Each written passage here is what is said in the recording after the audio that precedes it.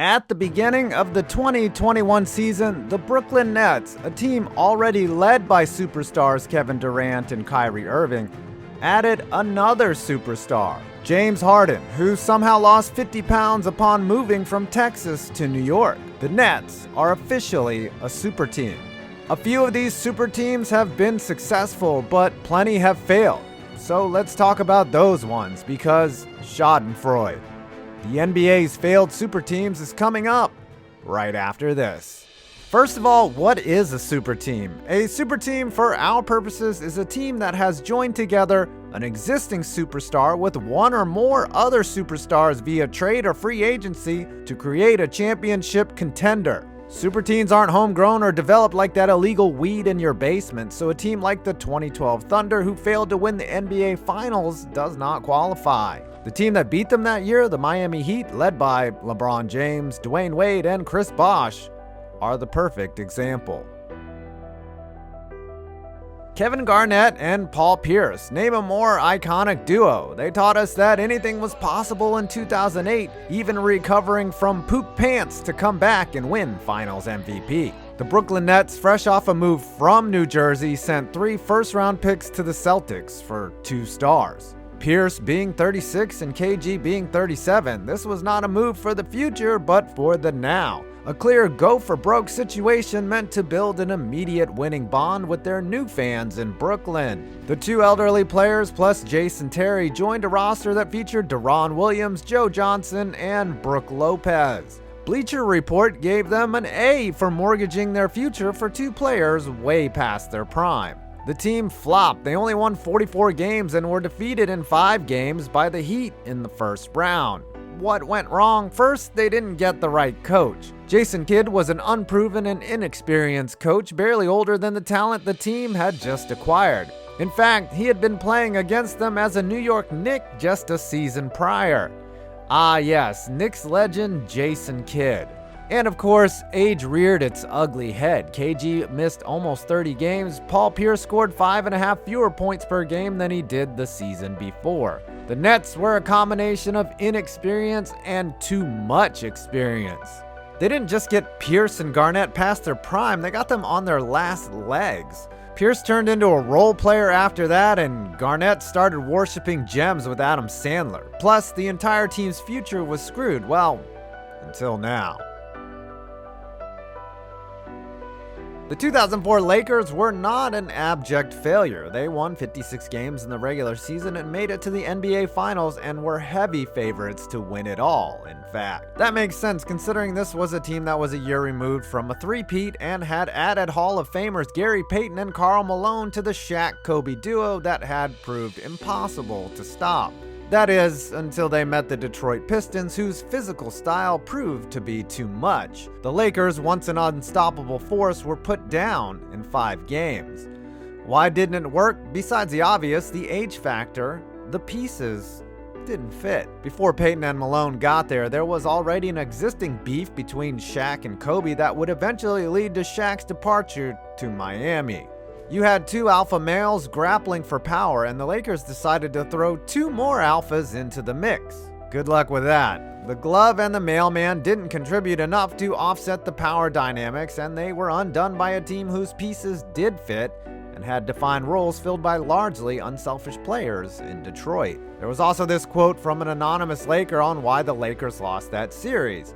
That loss was on Kobe. He wanted to be the MVP of the series, and he just kept shooting. He's not wrong. Kobe shot 113 times in the series and averaged just 38% from the field. I'm not here to slander the deceased, but it gives you a glimpse into why this team just didn't work. Besides having one of the ugliest uniforms known to man, the '99 Rockets were a dated, wrinkled mess on the court as well. Just looking at the ingredients, you'd think you'd see a winner. Their 2 forwards were Charles Barkley and Scottie Pippen, and at center was 2-time champ Hakeem Olajuwon, 3 members of the all-90s team. Unfortunately, the 90s were barely hanging on, like Sir Charles Belt. Together, the 3 former All-Stars were a combined 104 years old when they teamed up in Houston. On paper, they looked like they had a chance. With the retirement of Michael Jordan, the NBA was as wide open as it had been since before Bird and Magic, and it felt like the Rockets had as good a chance to win as, well, the last time Jordan retired. But Scottie Pippen's new teammate Charles Barkley was no Michael Jordan, and Jordan himself had warned him. I probably should have listened to Michael a year ago when he said that Charles will never win a championship because he doesn't show any dedication, Pippen said after the season. He's a very selfish guy. He doesn't show the desire to want to win. That's my reason for wanting to get away from playing with him, because he just doesn't show the dedication. Scotty, you're still married to Larsa. The experiment was a failure, and the Rockets went 31-19 in a strike-shortened regular season, losing to the Lakers in the first round, 3-1. The lesson? Listen to Jordan. He knows a thing or two about winning. No, this isn't the NBA, but we're making a quick exception. The reason it counts is because Duke's formation of their own Big Three in 2018-2019 mirrored that of an NBA super team. RJ Barrett, Cam Reddish, and Zion Williamson all ended up together because of a group text started by teammate Trey Jones. On the court, the three of them together were one of the most flashy, explosive trios we had ever seen. But like they say, there's only one ball. It was good enough to work in the regular season. Duke won 32 of their 38 games. Williamson and Barrett averaged 22.6 points per game, though Zion did it with 5 fewer shots. But for a team that nabbed the top 3 recruits that season, Duke lost by a single point to Michigan State in the Elite Eight, and the best recruiting class in college history failed. All 3 ended up being top 10 picks in June, and maybe that's why they lost in March. An NCAA championship didn't mean as much as a paycheck. Before we get into the worst, biggest failure, here is a word from our sponsor. If you're like me, you like listening to music, podcasts, hell, maybe even this video. And you don't like others knowing what you're listening to, especially this video. That's why I wear Raycons, the high-quality earbuds that are turning the industry on their ear. I know. Raycons come in a variety of colors, patterns, and fit options, are worn by pioneers like Snoop Dogg, and this is the best part, they come at half the cost of other premium wireless earbuds. Personally, I'm wearing mine at either the gym or when I'm editing so that my wife doesn't yell at me for the volume. Even better, I get 6 hours of playtime, seamless Bluetooth pairing, more bass, and a compact, noise-isolating fit. So after this video, head on over to buyraycon.com/5points and get 15% off your order.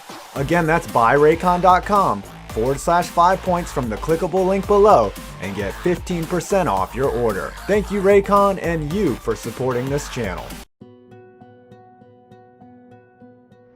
You would think that the Lakers would have learned their lesson after 2004, but they didn't. The Lakers, led by 24-era Kobe and his running mate Pau Gasol, had won back-to-back titles in 2009 and 2010. After a disappointing 2011 season in which they were knocked out in the first round of the playoffs by the eventual champion Mavericks, the Lakers hit the panic button and decided that instead of rebuilding, they needed to go all out in the offseason and push for one last Larry O'Brien trophy. It didn't happen, and they weren't even close. The Lakers' strategy was this. First, go out and trade for 38-year-old Steve Nash. The cost, 2 first-round picks. Next, trade for Dwight Howard. The cost, Andrew Bynum and Josh McRoberts. Finally, agree to a Sports Illustrated cover with the headline that reads, "Now this is going to be fun." If there was fun to be had, it didn't start in the preseason. They were 0-8, which might have been the canary in their coal mine for the rest of the year. After starting 1-4 in the regular season, they pulled the plug on head coach Mike Brown and replaced him with Mike D'Antoni. While they managed to somewhat right the ship and piece together 45 wins, the Spurs needed just 4 games in the opening round of the playoffs to send them to the old folks' home. The Lakers had put together a 2009 All-Star team. The only problem was that it was 2013. Steve Nash's craftiness had been superseded by his age, and Dwight Howard's performance had bizarrely fallen off a cliff. Kobe unfortunately began his slow decline, and most of their quality depth had been purged to make way for a top-heavy roster whose legs gave out by the end of the season. I'm 5 Points Vids, and you made it to my next video.